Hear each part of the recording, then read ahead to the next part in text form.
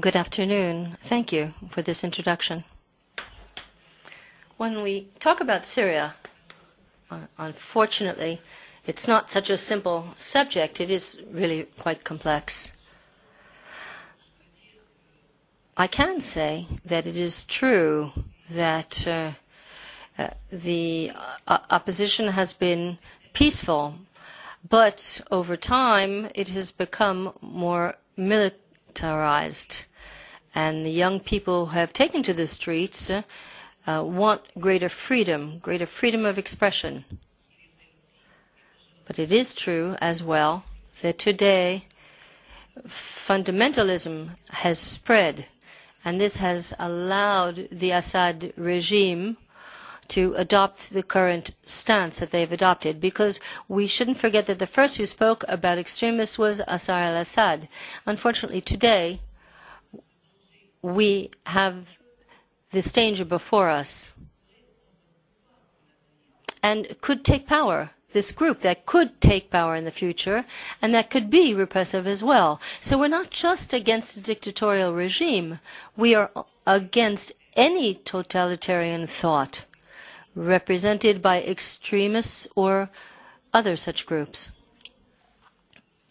Unfortunately, we hear and see a great deal about countries who don't really believe in this risk and who would play it down.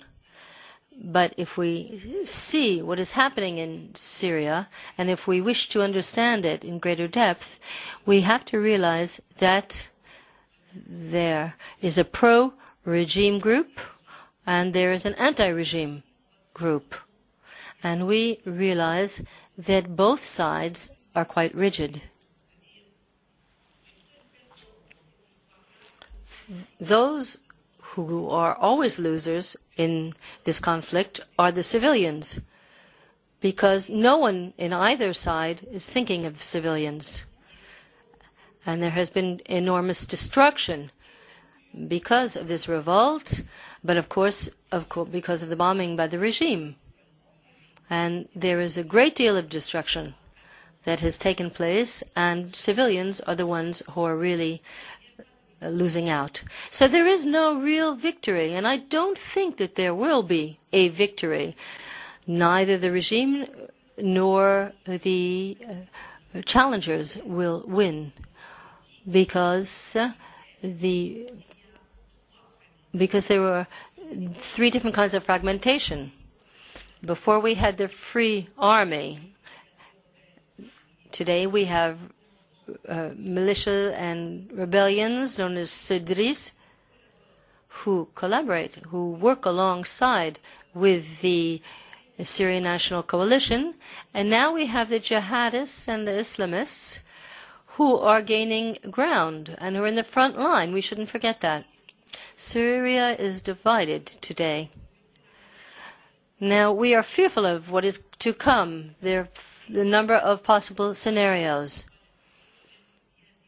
We see that Syria today is greatly divided. If we look at the north, we see that this area is divided into two.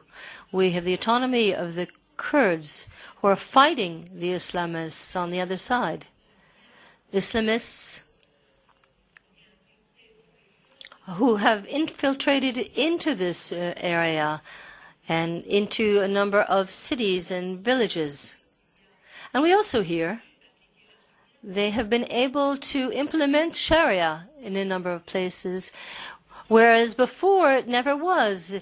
It is something that is rather foreign to the Syrian people. It is true that Syrian society is rather conservative, but thanks to its history and to its historic memory, its collective memory, based on its 7,000-year-long history before Jesus Christ, Syrians have not adopted the laws of Sharia. There are many minorities, moreover, in the country, making up 35% of the population. Of course, there were Sunnites, and that's not really a homogeneous group. We cannot say that the society in Syria is not homogeneous. There are divisions. In the Sunnite group, there are divisions. In urban centers, people have a different vision of religion than the Sunnites in other areas. There are the Sufis who don't see Islam in the same way as the Islamists or the jihadists. Now we hear talk about moderate Islamists like the Muslim Brotherhood or the Salafis or the jihadists. So you see there are many divisions in that society. And that is why when we wish to defend civil society, we need to adopt the idea of secular society that can be adopted by many minorities for their protection, because it is the only way that they can protect themselves. The Alawi, making up 12% of the population, are not Sunnite because they have their own religion. And they cannot compromise with the Islamists. So what can we do for Syria today? If we look at the map, we see that the coastal area is still being controlled by the regime and supported by the Alawite community out of fear, not out of love, out of fear. There are other minorities, Christians, the Ismailites, Druze, and I'm going to repeat this. This is out of fear.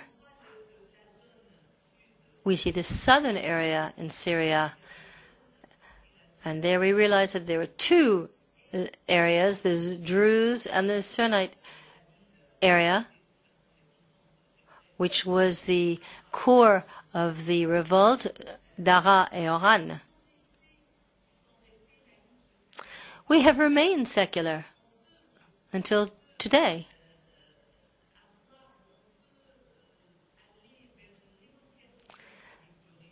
And I think that there we can negotiate with the regime, and I think not only of al-Assad. It's not only, the regime is not only made up of the al-Assad family, because there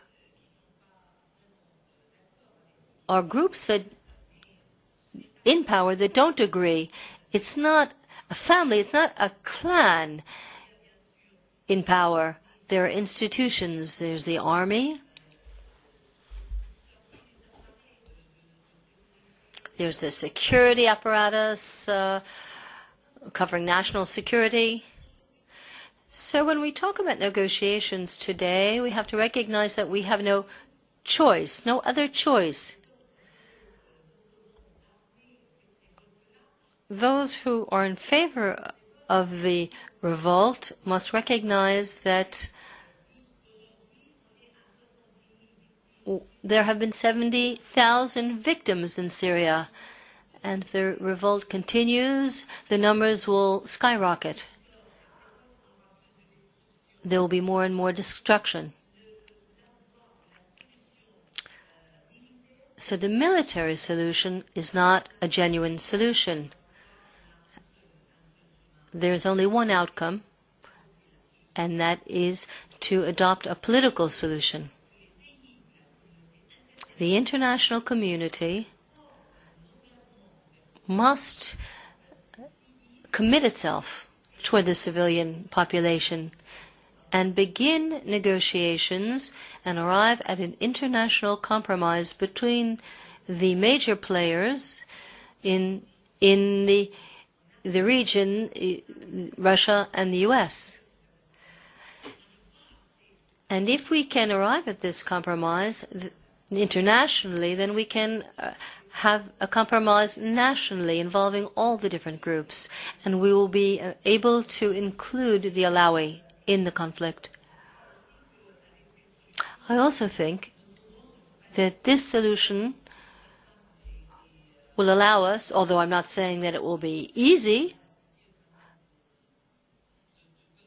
and that we'll be able to implement this rapidly, but I think we will be able to have a ceasefire and a consensus between those who are in revolt and the regime about a ceasefire. And I think we can see that there will be many members of the regime who will agree to stop weapons building so that we can negotiate with other areas further afield. Well, that's what I wanted to say about the situation today in Syria. Thank you.